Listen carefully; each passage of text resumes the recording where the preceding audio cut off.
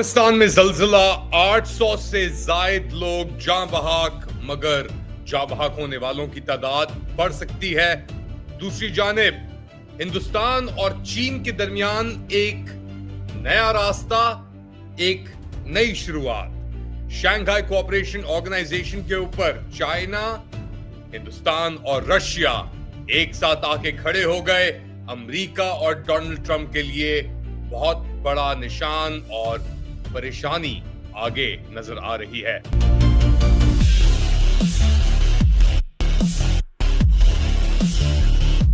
Late Ali show you के इस episode में आप सबको खुशामदीद। Do like, subscribe and share this content. बात शुरू करते हैं अफगानिस्तान के कुन्नड़ के इलाके के अंदर जो जल्जला आया है, खतरनाक जल्जला। 6.0 ऑन द रिक्टर स्केल ये जल्जला आया कुन्नड़ के अंदर, और इसने मुतासिर किया ना सिर्फ अफगानिस्तान के बेशतर इलाकों को, मगर ये जल्जला पाकिस्तान के अंदर तक महसूस किया गया। केपी के अंदर भी बहुत इसके झटके लगे, मगर अफगानिस्तान के अंदर जो तबाही हुई है इसके बाद वो मनाजिर हमने आज तक खैर देखे हैं हमने, मगर इतने लोग एक साथ जान बहक होना इस एरिया के अंदर बहुत ही एक परेशान कुन चीज है। इतना बड़ा ये सानेहा था कि अफगान तालिबान हुकूमत ने बैनुल अक़वामी सतह के ऊपर मदद भी मांग ली है। अब क्या हुआ? ये हुआ बेसिकली जब झटके पड़ना शुरू हुए पीर के रोज, तो बेसिकली इतवार की रात के तकरीबन 12 बजे, यानी पीर की सुबह 12 बजे और इतवार की रात 11:45 के करीब, कोई 27 किलोमीटर दूर जलालाबाद से यूएस जियोलॉजिकल सर्वे के मुताबिक ये जल्जला आया 8 किलोमीटर नीचे जमीनी सतह के, और उसके बाद ट्रेमर्स भी आए, आफ्टर शॉक्स भी आए, उसके बाद लगातार आते रहे, और उसके अंदर कई घर जो हैं वो तबाह हो गए, और अब तक 800 लोग जान बहक हो गए हैं। 2500 के करीब लोग जो हैं वो इंजर हो चुके हैं, मगर ये भी कहा जा रहा है कि जो डेथ टोल है वो शायद ज्यादा बढ़ जाए, क्योंकि ऐसे दूर दराज इलाके हैं इस वक्त मौजूद जहां पे पहुंचना या इमदाद पहुंचना या रेस्क्यू ऑपरेशंस कंडक्ट करना बहुत मुश्किल है। इस सिलसिले के अंदर अफगानिस्तान ने जो उसके अमरीकी जहाज थे या अमेरिकन ऑक्यूपेशन के बाद जो रशियन MI-17 जहाज भी छोड़े गए थे, उसकी कवरेज भी मैंने की हुई, आप जाके चेक कर सकते हैं। काबुल एयरपोर्ट से 2021 के अंदर वही जहाज इन्होंने फिर इस्तेमाल किए, और अब जो वीडियोस आ रही हैं कि जी ये जहाज लेके गई उन दूर दराज इलाकों के अंदर, और वहां से इन्होंने लोगों को उठाया और लेके आने की शुरू की गई।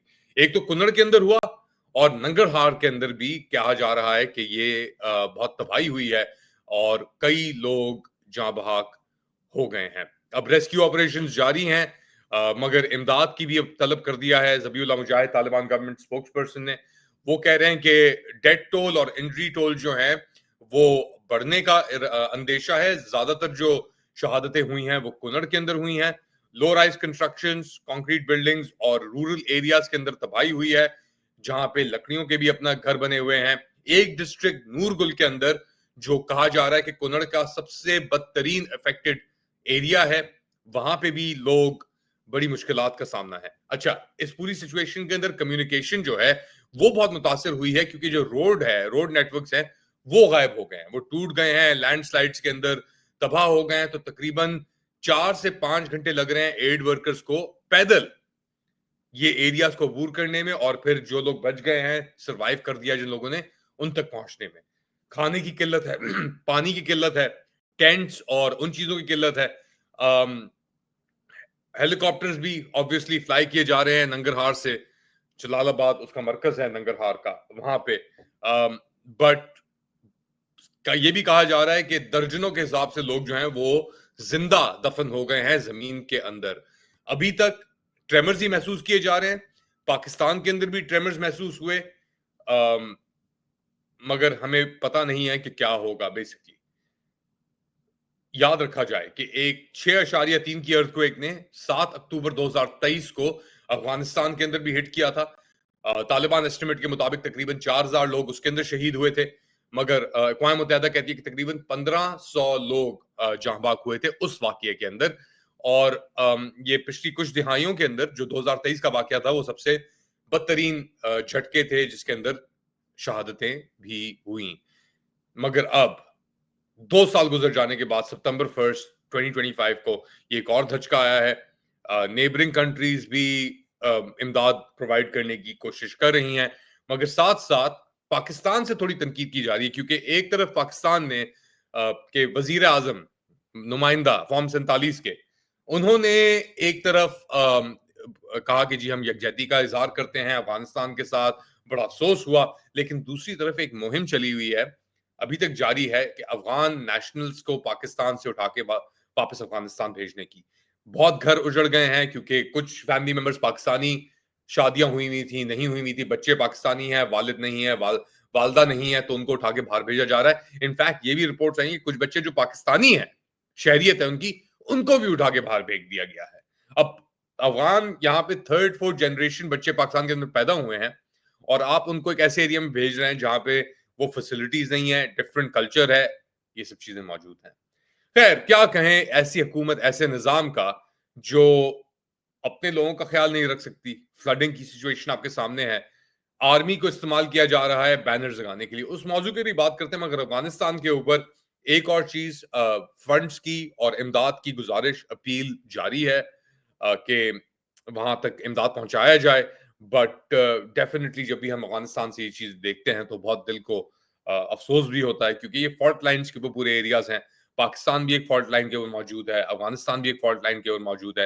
ये पूरा हिंदू कश और हिमालय से जो फॉल्ट लाइन चलती आ रही है सब कॉन्टिनेंटल, और वो उसके ऊपर आके पड़ते हैं। और पाकिस्तान के अंदर भी खदशा है।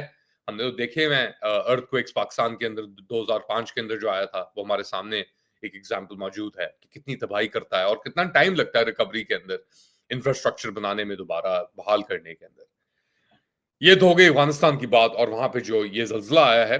रुख मोड़ते हैं मशरक की तरफ थोड़ा, और चीन के तियानजिन शहर के अंदर एससीओ कॉन्फ्रेंस मुनक्किद की गई है। बहुत बड़ा एक वहां पे अब एक रिसेप्शन भी एक्सपेक्टेड है आज और कल, के मिलिट्री परेड्स और इन सब चीजों का।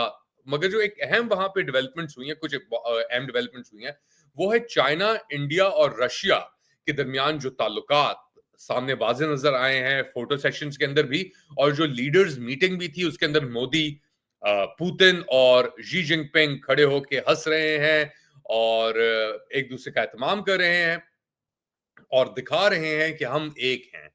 एक तरफ ये एक यकजहती का मुजाहरा हो रहा है। अमेरिका इंडिया के ताल्लुकात, उस पर भी बात कर चुका हूं मैं पहले कि वो इतने अच्छे नहीं चल रहे, मगर चीन और हिंदुस्तान ने अपनी जो मीटिंग्स हुई हैं शी जिनपिंग की और मोदी की, याद रखें ये नरेंद्र मोदी हिंदुस्तानी प्रधानमंत्री का पहला दौरा है एसेंशियली चीन की तरफ 7 साल के अंदर। तो चाइना और हिंदुस्तान ने ये वादा किया है बेसिकली कि हम एक दूसरे की मुफाहमत करेंगे, मुज़ाहमत नहीं करेंगे, यानी हम एक दूसरे के खिलाफ नहीं जाएंगे, हम एक दूसरे की हमदर्दी और पार्टनरशिप के अंदर ज्यादा कदम बढ़ाएंगे और आगे बढ़ेंगे। इसका क्या मतलब है? इसका यह मतलब है कि जो अमेरिका का क्वाड बयानिया था, आप समझ लें कि ट्रंप 1 से ये जो चीज शुरू हुई थी, बाइडेन के अंदर जाके कंसोलिडेट हुई, वो बयानिया अब एक तरीके से लाश बन के पड़ा हुआ है। शी जिनपिंग, मोदी और पुतिन, व्लादिमीर पुतिन को तो बिल्कुल शी जिनपिंग के साथ लाके खड़ा किया, उसको मोदी को फिर भी थोड़ा डिस्टेंस देके खड़ा किया। मगर अब ये जो कॉम्पैक्ट सामने आ रहा है जिसके अंदर एससीओ एक जबरदस्त प्लेटफॉर्म बन गया है, ब्रिक्स एक और बड़ा ही सिग्निफिकेंट प्लेटफॉर्म बन गया है, और इसके अंदर चाइना, इंडिया और रशिया का एक मरकजी किरदार है। हम एक यूनिपोलर वर्ल्ड की तरफ है, और इस पूरी मुहिम का एक इशारा हमें मिला हिंदुस्तान की तरफ से। बड़ी डेवलपमेंट है, रिपोर्ट्स बता रही हैं कि इंडिया ने अजरबैजान की जो शमूलियत है एससीओ के अंदर, उसको रोक दिया। अब अजरबैजान के ताल्लुकात अमेरिका के साथ तो है ही हैं, मगर इजराइल के साथ भी हैं। एससीओ के अंदर ईरान भी शामिल है, और इंडिया ने अब अजरबैजान की जो अगर एससीओ मेंबरशिप रोकी है तो इसके बहुत टर्की के लिए भी एक इंपैक्ट आएगा, याद रखें, क्योंकि टर्की भी ऑब्जर्वर स्टेटस एक तरीके से एससीओ के अंदर, क्योंकि टर्की अजरबैजान एक कॉम्पैक्ट देखते हैं ना अपना, तुर्कमेनिस्तान अभी मौजूद है, उज्बेकिस्तान अभी मौजूद है, वो भी एक एक्सटेंशन है तुर्की की फॉरेन पॉलिसी की। मगर अजरबैजान को ब्लॉक करने से ना सिर्फ अमेरिका, इजराइल बट तुर्की को भी एक मैसेज दिया जा रहा है कि आप भी अपनी अब जो सिचुएशन है, अपनी जो जगह है, उसे आप चूज कर लें। India once again opposes Azerbaijan's bid for full SCO membership. ये अजरबैजान के अखबार भी इसको अब रिपोर्ट करना उन्होंने शुरू कर दिया है। और ये शंघाई स्पिरिट कॉन्फ्रेंस जो मुनक्किद की गई थी, इसके अंदर ये सब चीजें डिस्कस हो रही हैं। तो इंडिया का भी वाज़ेह किरदार है और उसकी मैसेजिंग क्लियर है कि वो किधर खड़ा है फिलहाल। मगर इंडिया की न्यूट्रल पोजीशन है, वो अपने आप को अब एक उभरती पावर देख रहा है। एट पार तो नहीं शायद चाइना के साथ, बट वो चाइना और रशिया के दरमियान इंडिया मौजूद है। और एससीओ प्लेटफॉर्म को भी उसने तगड़ा कर दिया है, ब्रिक्स को भी तगड़ा कर दिया है, स्टैंड भी ले लिया है अमेरिका और ट्रम्प के खिलाफ। तो एक इंटरेस्टिंग डायनामिक सामने उभरता नजर आ रहा है हमें साउथ एशिया के अंदर, साउथ ईस्ट एशिया के अंदर, पैसिफिक के अंदर। क्योंकि क्वाड का पूरा मकसद था कि चाइना को कंटेन करें, जापान को थोड़ी रिलीफ दें, और पैसिफिक रिम जो है उसके अंदर ऑस्ट्रेलिया, जापान, इंडिया और अमेरिका मिलके कंटेनमेंट पॉलिसी करेंगे। साउथ चाइना सी के अंदर भी ये होगी, फिलीपींस को भी इन्वॉल्व कर सकते हैं बाद में जाके, सब चीजें ऐसी। बट चाइना इज चाइना और उसकी ताकत का मुजाहरा आप सबके सामने वाजे हो गया है। आप क्या समझते हैं बताएं मुझे कमेंट सेक्शन के अंदर। Do like, subscribe and share this content. थोड़ी देर बाद दोबारा मुलाकात होगी, तब तक के लिए टेक केयर।